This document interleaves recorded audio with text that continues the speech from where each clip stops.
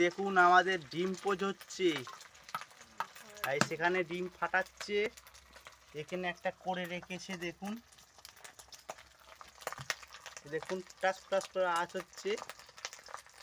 আর সেখানে নুন গুলছে অল্প করে।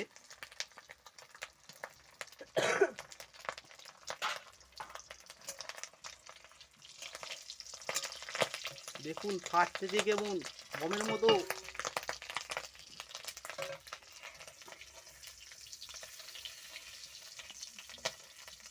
ছেঁকা লেগে যাচ্ছে, উল্টোতে গেলে ছিটকে পড়ছে।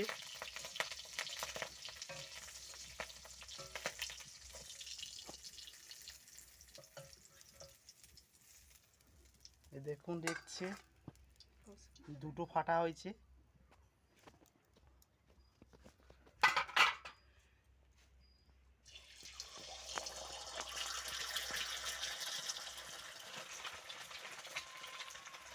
আজই একটা মুরগি ডিম পেড়েছে, সেখানে তুলে রেখেছি।